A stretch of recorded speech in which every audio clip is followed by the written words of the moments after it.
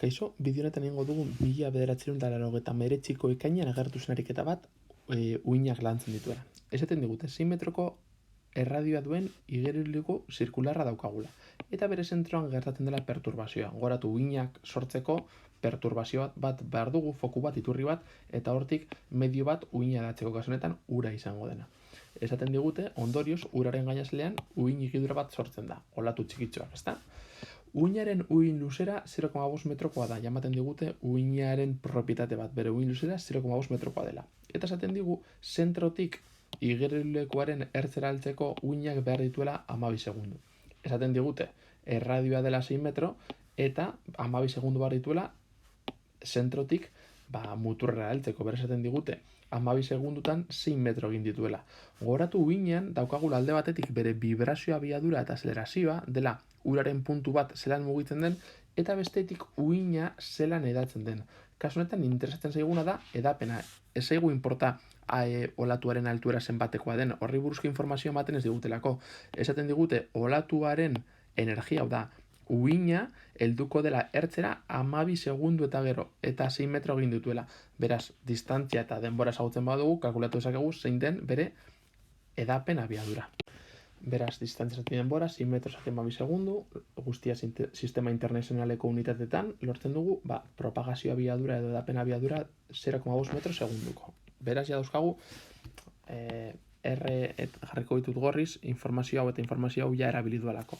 Daukagu ariketa bat, zeinetan ezagutzen dugun uhinaren uhin luzera eta uhinaren edapen abiadura. Eta bi datu horiekin, zehatuko gara 3 eta 4 egiten.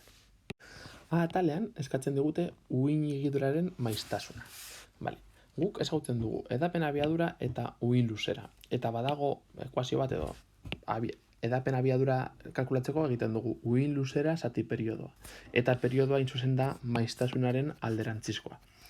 Orduan, oso argi izan behar dugu lambda F eta V erlazionatuta daudela, edo lambda T eta V erlazionatuta daudela, ze bestela zoratuko gineteke hori kalkulatzeko.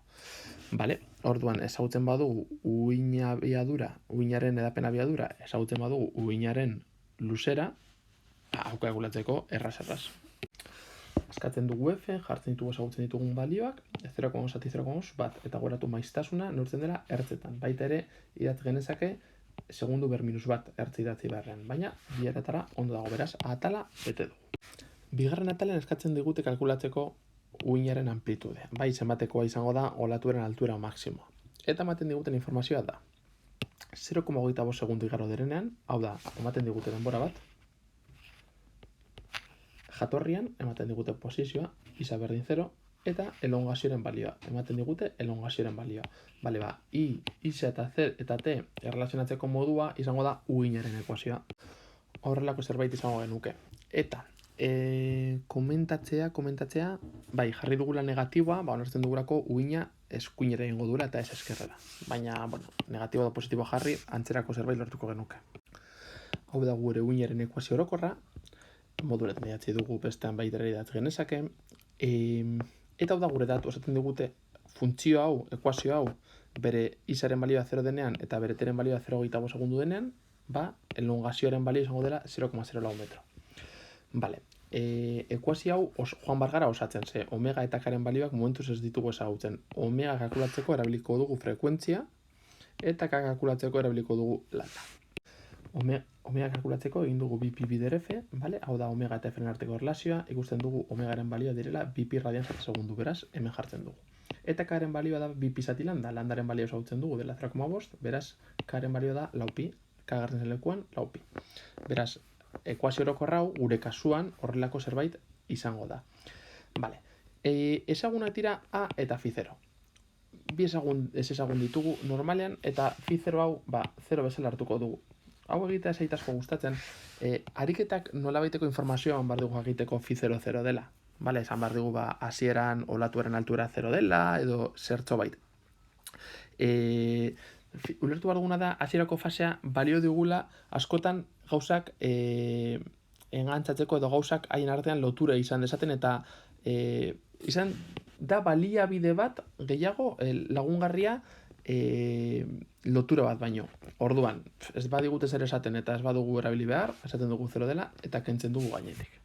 Beraz, horrela geratzen zaigu gure ekuazioa.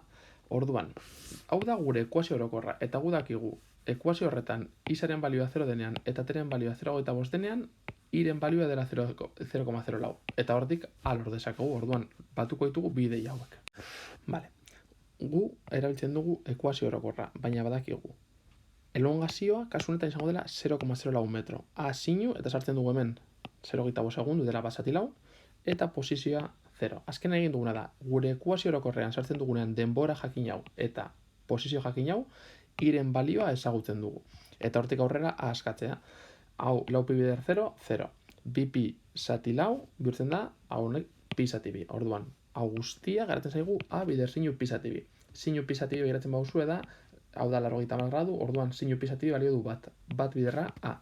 Lortzen dugu a dela 0,04 metro, eta modu honetan lortzen dugu amplitudea. Eta azkenengo atalean, esaten digute, kalkulatzeko uinaren elongazioa, T berdin 12 segundu direnean, eta sorgunetik 6 metro, hau da, distantzia 6 metro direnean. Bueno, horretarako daukagu gure adierazpen orokorra. Horatu ja da ezagutzen dugu la amplitudea, ezagutzen dugu omega, eta ezagutzen dugu k. Beraz, hau da gure uin ekuazioa problema honetara aplikatuta. Eta orduan egin behar dugun gauza bakarra da, galdetzen digute zein den iren balioa, denbora eta posizio jakin baterako. Sartzen dugu denbora eta posizioa, eta ikusiko dugu zenbatekoa den elongazioa. Elongazioa jatorritik 6 metrotara eta 12 segundu igaro direnean, puntu hor, imaginatu hemen gaudela, eta igadori dela ez dakizan bat segundu, zenbatekoa izango da bere elongazioa, bere olatu horrek momentu horretan daukan altuera, erabiltzen dugu gure ekuazio orokorra, T-ren lekuan jartzen dugu 12, I-ren lekuan jartzen dugu 6, eta ikusten dugu 2 pi bider 12 hogeita lau pi, lau pi bider 6 hogeita lau pi, hogeita lau minus hogeita lau 0, orduan sinu 0, 0 ematen du, eta, bueno, orduan altuera 0 izango zen. Igual baten batek esango durain, bale, etengabe ari gara pentsatzen olatu hau eskinera egiten duela, baina olatuak eskerrera egingo balu, orduan hemen negatiboa jarri beharrean positiboa jarriko genuke. Eta hau ez litzateke anulatuko, baina gero, hemen hogeita lau pi gehi hogeita lau pi agertzen bazaigu, hori izango da 48 pi.